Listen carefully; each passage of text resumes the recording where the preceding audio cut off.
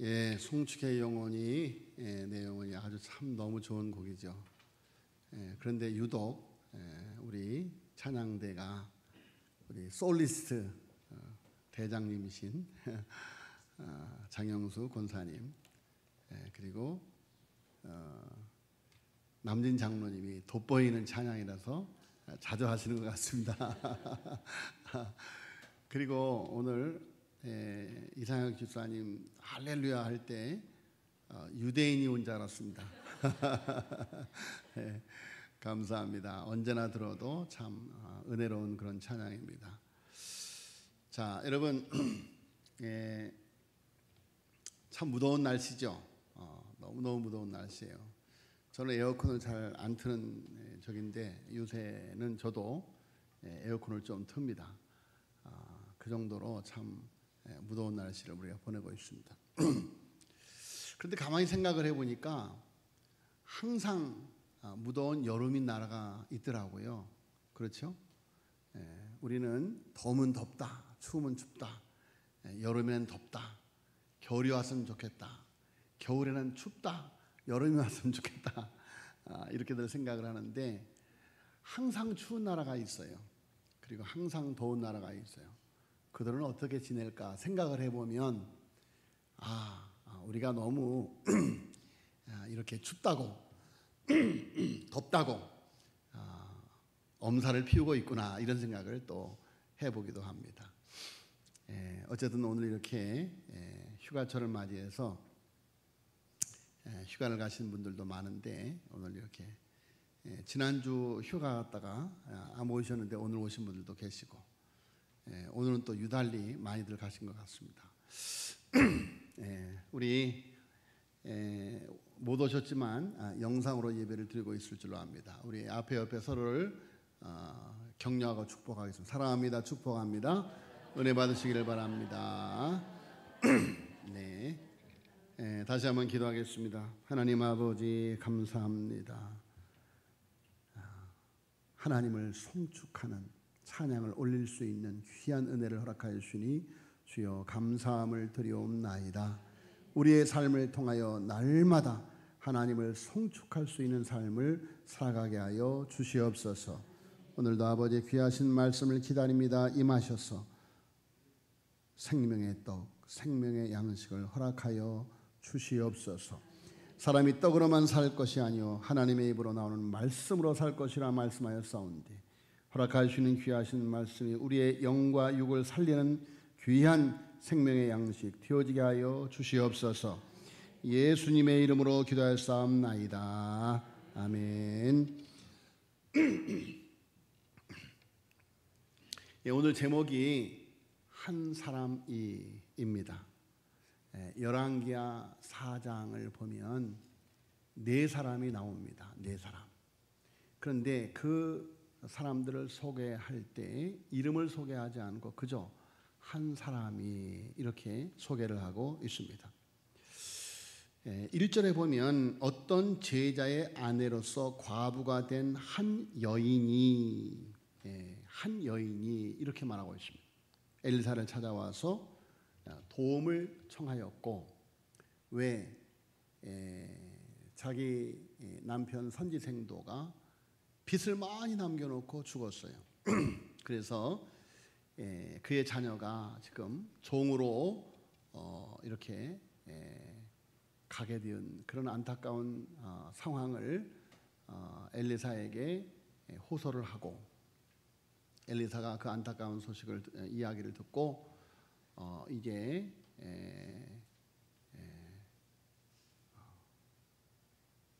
그릇을 많이 갖다가 이제 그 가정에 남아 있는 기름 한 병 그것을 다 쏟아붓게 해서 이제 빚을 다 갚게 하고 생활할 수 있는 그런 큰 은혜를 주셨죠. 또 8절에 보면 수넴 지역에 한 귀한 여인이 엘리사를 자기 집에 모신 이야기가 나옵니다.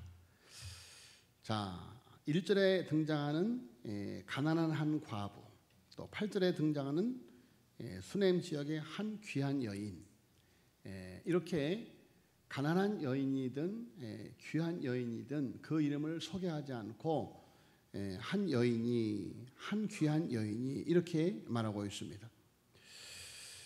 그러면서 한 귀한 여인이 엘리사를 자기 집에 잘 모시고 그래서 하나님의 큰 은혜를 입은 그런 사건이 나옵니다.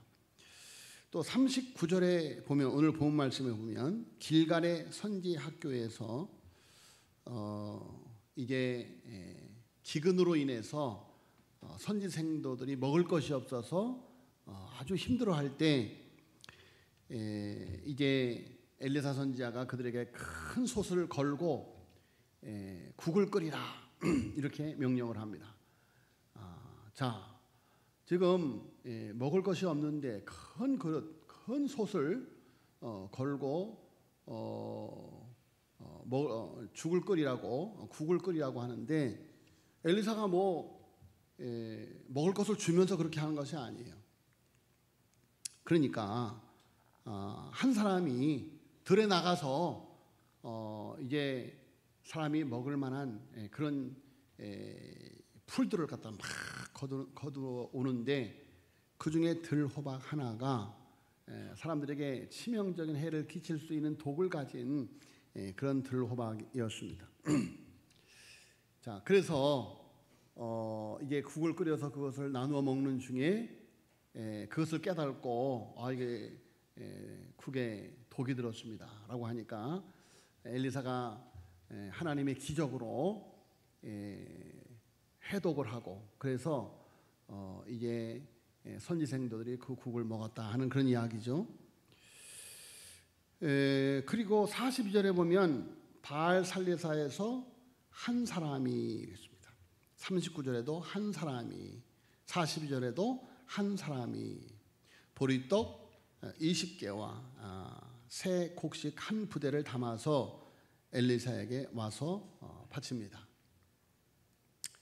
그러니까 엘리사가 그것을 선지생도들에게 나누어 주어 먹게 하라는 것이죠. 그 명령을 받은 엘리사의 종, 그러니까 게하시죠. 게하시가 하는 말이, 아니 지금 이거 100명이나 되는데 이거 겨우 20명도 먹을 수 없는 그런 분량인데 어찌 이것을 나누어 주라고 합니까? 라고 말하니까 엘리사가 하나님이 말씀하셨더라. 하나님이 말씀하셨다. 먹고 남을 것이라고 하나님께서 말씀하셨다. 가서 나누어 줘라. 했더니 정말 100명이 먹고도 20명도 제대로 먹을 수 없는 분량인데 100명이 먹고도 남았다라고 기록을 하고 있습니다. 자, 그러니까 열왕기하 4장에 나타나는 한 사람의 이야기는 하나님의 말씀에 대한 믿음과 순종의 이야기인 것입니다. 믿음과 순종. 여러분, 우리는 믿어야 된다. 믿으면 보인다 라고 말하죠. 믿으면 능치 못함이 없다 라고 말합니다. 또 순종, 절대적인 순종. 자, 그런데 이 믿음과 순종이라는 말이 모호할 때가 있어요. 엘리사는 예물로 들어온 양식을 무리에게 나눠주라고 시종에게 지시하였죠. 그런데 엘리사가 예물로 들어온 양식을 무리에게 나누어 주라고 하는 이 명령에는 엘리사의 막연한 믿음에 근거한 명령이 아니었음을 오늘 성경 말씀은 우리에게 보여주고 있습니다. 자, 여러분, 믿음은 무조건 믿는 것이 아니다. 순종도 무턱대고 하는 것이 아니다. 자, 여러분, 엘리사는 하나님의 분명한 약속을 믿고 있었던 것이죠. 그래서 게하시가 어떻게 이 적은 양을 가지고 100명을 먹일 수 있습니까? 라고 말할 때 마치 베세다 광야에서 예수님께서 보리떡 5개와 물고기 2마리로 5,000명을 먹이실 때 예수님의 제자들에게 너희들이 먹을 것을 주어라 라고 말할 때 빌립이 하는 말이 200데나리아 떡이 있어도 부족한데 우리가 어떻게 이 많은 대중을 먹일 수 있습니까? 라고 말하죠. 마치 게하시도 똑같은 생각을 가지고 아니 어떻게 이 보리떡 20개 하고 한 자루에 채소를 가지고 100명을 먹일 수 있습니까? 라고 이제 이야기를 하니까 엘리사가 뭐라고 말합니까? 뭐라고 말합니까? 우리 한번 봅시다. 자, 43절에 같이 읽겠습니다. 시작. 그 사원이 이르되 내가 어찌 이것을 100명에 주겠나이까 하나 엘리사는 또 이르되 물에게 주어 먹게 하라. 여호와의 말씀이 그들이 먹고 남으리라 하셨느니라. 아멘. 자, 여러분 엘리사가 지금 무조건적인 믿음으로 그 일을 행하라고 명령하고 있는 것이 아니었다라는 것을 알 수가 있습니다. 그러니까 선지자들은 하나님의 말씀에 근거해서 예언하는 사람들이죠. 자, 여러분 엘리사가 이렇게 하나님께서 그에게 허락하신 말씀대로 믿었고 그리고 게하시가 그것이 하나님의 약속의 말씀이라고 하는 것을 알고 순종할 때 그 결과는 44절에 여호와께서 말씀하신 대로 먹고 남았더라라고 말하고 있습니다. 자, 그러니까 여호와의 약속의 말씀이 있었다는 것이고 그 약속을 믿고 순종했더니 역시 여호와께서 약속하신 대로 이루어졌다라는 것입니다. 자, 여러분 그러니까 오늘 열왕기야 4장에 나타나는 한 사람들 그들은 하나님을 믿는 사람들이었어요. 하나님의 약속의 말씀을 믿고 살아가는 사람들이었다라는 것이죠. 자, 여러분 얼마나 아름다운 이야기입니까? 그런데 이 아름다운 이야기의 주인공인 네 사람, 그 한 사람의 우리는 이름을 알 길이 없습니다. 왜? 그들에게 이름이 없기 때문이죠. 자, 왜 이렇게 귀한 사람들의 이름을 밝히지 않고 있을까? 열왕기서 기자는 왜 굳이 그들의 이름을 숨기고 있을까? 밝히지 않고 있을까? 이것은 한마디로 저자의 관심이 다른 데 있기 때문이다라는 것입니다. 자, 여러분 우리들의 관심은 사람에게 쏠릴 때가 너무도 많습니다. 어떤 사람을 만나게 되면 어떤 사람을 소개받게 되면 그 사람들이 어떻게 생겼고 어떤 집안이며 무슨 학교를 나왔고 무슨 직업을 가졌는지를 자세히 알기를 원합니다. 그러나 성경의 가치관에서 보면 한 사람의 이름은 그다지 중요하지 않다. 중요한 것은 그들을 통해서 역사하시는 하나님의 구원의 능력과 섭리인 것이다 라는 것입니다. 자, 그래서 우리는 어떤 이름모를 한 사람 뒤에 서 계시는 하나님을 볼 수 있어야 한다라는 것입니다. 자, 여러분 그런데 우리가 히브리서 13장에 보면 구름같이 둘러싼 허다한 사람들의 이름이 기록이 되어져 있습니다. 그들의 이름을 밝히면서 왜 이들의 이름을 밝히지 않고 있는가? 우리는 이렇게 말할 수 있습니다.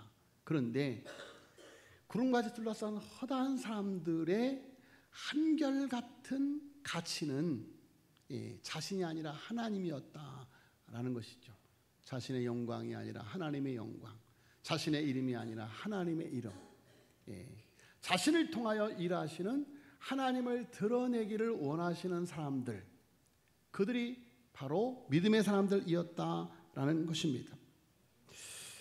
자, 여러분 어떤 이름모를 한 사람 뒤에 서 계시는 하나님, 한 사람의 이름은 하나님이 기억하시는 것으로 충분하다. 아무리 세상에서 유명하여도 하나님께서 기억하시지 않는 이름들은 아무 소용이 없는 것입니다.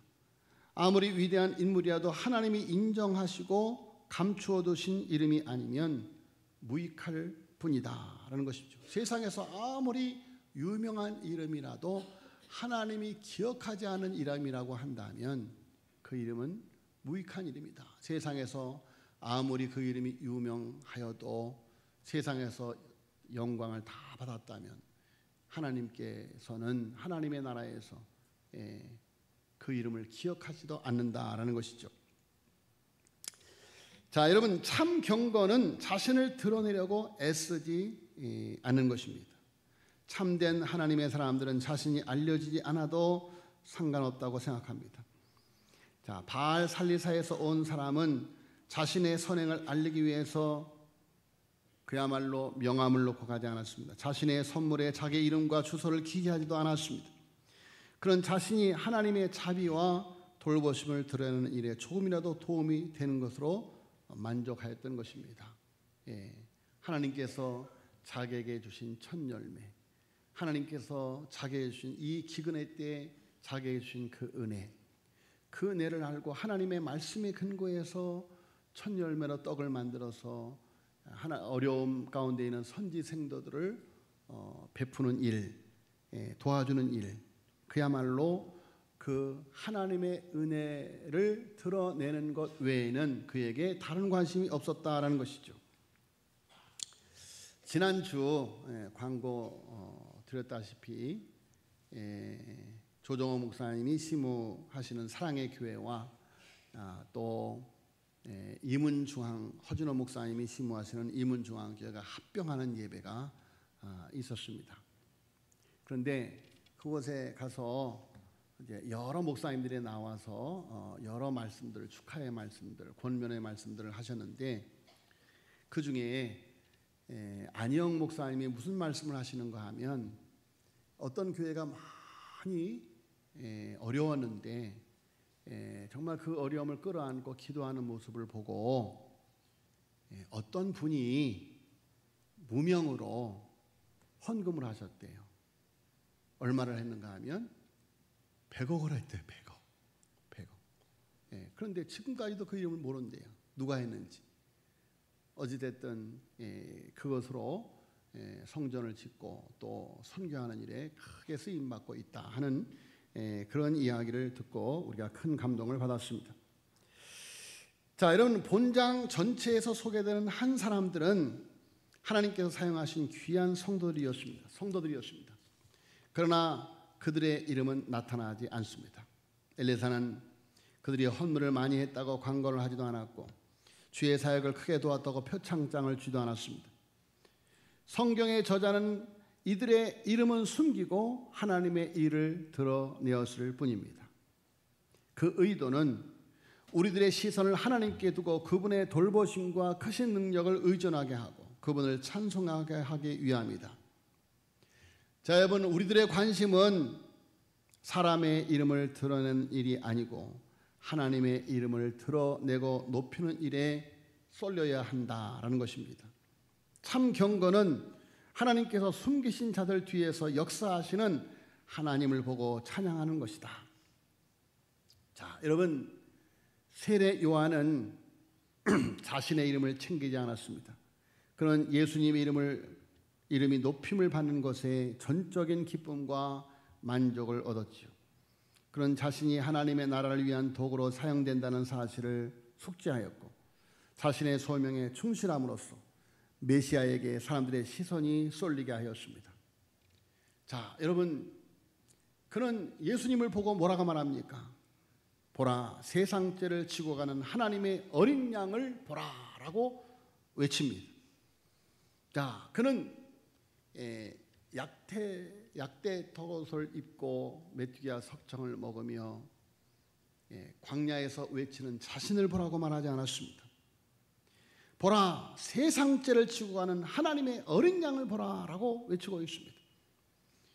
자, 여러분, 세례 요한은 자신의 명성에는 아무 관심이 없었습니다. 그는 순교의 제물이 되어서 죽는 그 순간에도 여러분 자신을 드러내려 하지 않았다. 여러분 자신의 이름을 위하여 소명을 받은 자는 아무도 없습니다. 우리는 모두 주의 이름을 위하여 부르심을 받은 자들이다. 자, 그렇다면 우리는 나로부터 시선을 돌려서 오직 주 예수 그리스도의 이름만을 위해서 살아야 하는 사람들인 것입니다.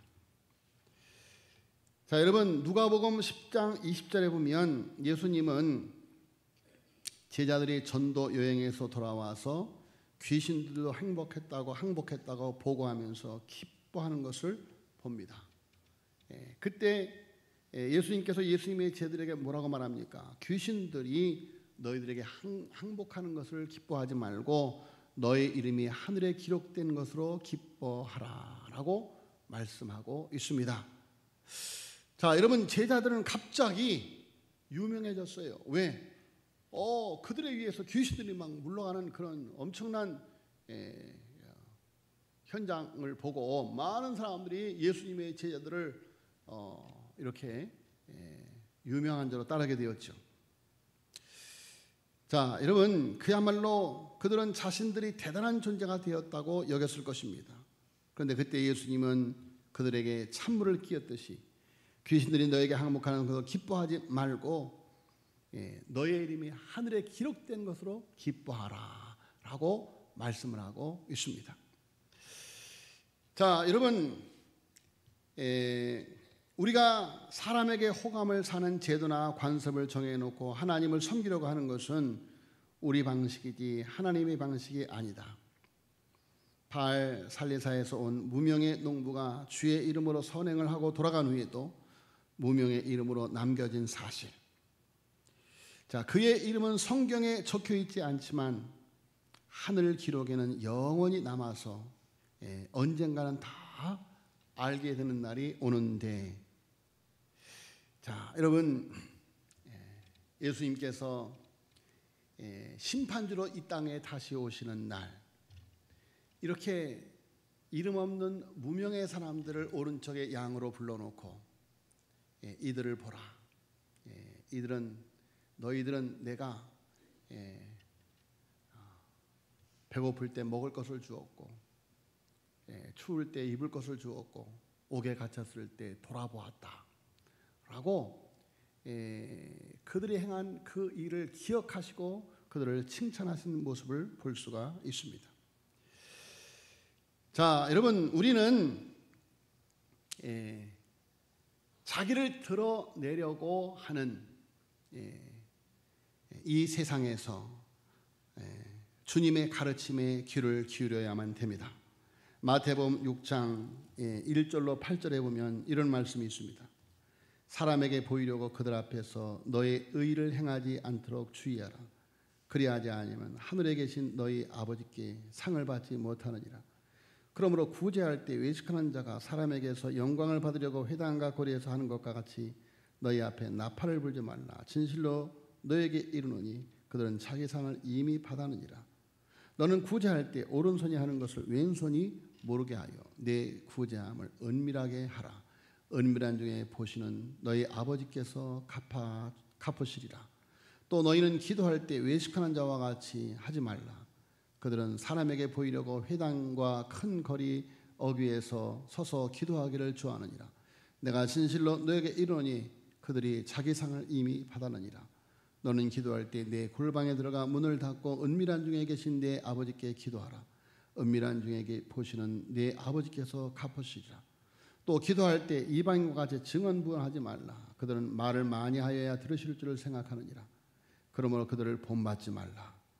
구하기 전에 너에게 있어야 할 것을 하나님 너희 아버지께서 아시느니라.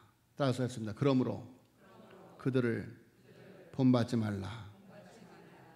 자, 여러분 그들을 본받지 말라. 세상 사람들은 자기를 드러내려고 애를 씁니다. 그러나 여러분 하나님의 백성들은 오직 하나님만 바라보고 하나님만 알아주시면 그것으로 족한 그런 삶을 살아가는 것, 그것이 믿음의 사람들인 줄로 믿습니다. 초대교회에 많은 사람들이 헌신하고 봉사할 때, 그래서 교회가 칭찬을 받을 때 아나니아와 삽비라가 자기들도 칭찬받고 싶어서 이제 거짓으로 헌신하려고 하다가 큰 심판을 받은 사건이 있습니다. 자, 여러분, 하나님께서는 우리에게 알려지지 않은 많은 숨겨진 이름들을 가슴속에 간직하고 계십니다. 우리 각자가 관련된 한 사람의 이야기들은 지금도 하늘책에 기록되고 있습니다. 때가 되면 하늘의 별처럼 하나님의 나라에서 누구나 볼 수 있도록 빛나게 될 것입니다. 그렇지만 이 세상에서 자기 이름을 위하여 산 자들은, 자들의 명성은 바람에 날리는 재처럼 사라지게 될 것입니다. 자, 여러분, 하나님은 위대한 스토리텔러이십니다. 우리는 지상에서 하나님의 스토리가 되기 위해서 날마다 지어져 가는 중입니다. 하나님의 영예와 그분의 복음을 위해서 주 예수의 이름으로 행하는 모든 일이 이름 모를 한 사람의 이야기로 엮어지고 있는 것입니다. 그리하여 새하늘과 새 땅이 내려올 때 이름 없던 그 한 사람들의 이야기가 하나님의 스토리로 들려질 것입니다. 자, 여러분, 열왕기 4장에 나타나는 이름 없는 그들의 이야기가 이렇게 그들과 함께 일하셨고 그들의 배후의 역사였던 히스토리, 하나님의 역사가 이렇게 성경에 기록되어 오늘 우리에게 들려주고 있습니다. 자, 여러분, 사람은 기억할 수 없을 수도 있습니다. 사람은 잃어버릴 수도 있습니다. 그러나 하나님께서는 하나님의 사람들을 절대로 잊지 않고 기억하시는 줄로 믿습니다. 자, 여러분, 하나님께서 내 삶의 스토리를 편집하여 한 사람의 이야기가 되도록 겸비와 충성으로 주를 섬기는 삶을 우리는 살아가야 하는 것입니다.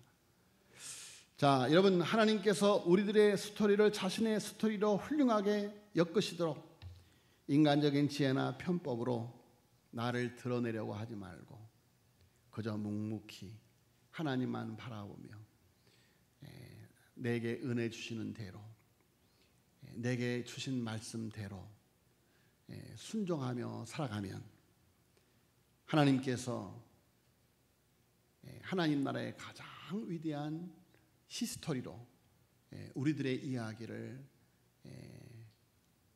세상에 증거하는 그런 놀라운 역사가 일어나게 될 줄로 믿습니다. 자, 여러분, 요즘 우리는 열왕기서를 큐티하면서 은혜를 받고 있습니다. 열 왕들의 이야기. 그런데 이 열 왕들의 이야기는 두 가지로 함축됩니다. 하나는 여로보암의 길로 행한 왕들의 이야기고, 하나는 다윗의 길로 행하는 사람들의 이야기인 것입니다.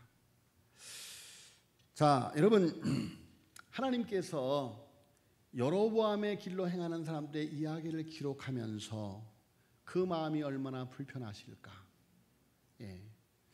자, 그리고 다윗의 길로 행하는 사람들의 이야기를 기록하면서 하나님이 그 마음이 얼마나 기쁘셨을까를 생각해 봅니다. 자, 여러분, 오늘 살아가는 우리의 삶이 하나님을 기쁘시게 하는 다윗의 길로 행하는 삶인지, 아니면 하나님을 불편하게 하는 여로보암의 길로 행하는 길인지 우리의 삶을 돌이켜 보시기를 바랍니다. 자, 여러분, 우리는 각자의 스토리를 기록하면서 주를 위해 사는 삶이 너무 힘들다고 느껴질 때가 있을 수 있습니다. 왜? 아무도 알아주지 않아요. 여러분, 그런데 갈라디아서 6장 9절에 이렇게 말합니다. 우리가 선을 행하되 낙심하지 말지니 포기하지 아니하면 때가 이름에 거두리라. 할렐루야. 여러분, 이름 없이 빛도 없이 무명한 자 같으나 유명한 자로 오직 하나님만 바라보는 그 한 사람 바로 여러분이 되어지기를 예수님의 이름으로 축복합니다. 하나님 아버지 은혜를 감사합니다. 오늘 주의 백성들을 상하여 주시옵시고 하나님 나라의 그 한 사람으로 저희들을 선택하여 주시옵시고 하나님 이름 없이 빛도 없이 무명한 자의 삶을 살아가게 하여 주시니 주여 감사함을 드리옵나이다. 오직 하나님의 영광을 하나님의 역사하심을 드러내는 삶을 살아가는 그 한 사람의 귀하신 백성들을 주여 기억하여 주시옵시고 하나님 아버지 오늘 열왕기서에 나타나는 그 한 사람들의 배후에 역사하셨던 그 역사하심이 하나님 오늘을 살아가는 그 한 사람들에게 역사하셔서 오늘도 하나님의 역사하심이 온 세상에 드러나는 도구들로 살아갈 수 있는 우리 모두가 되어지게 하여 주시옵소서. 믿사옵고 이 모든 말씀을 우리 구주 예수 그리스도의 이름으로 간절히 기도하였사옵나이다. 아멘.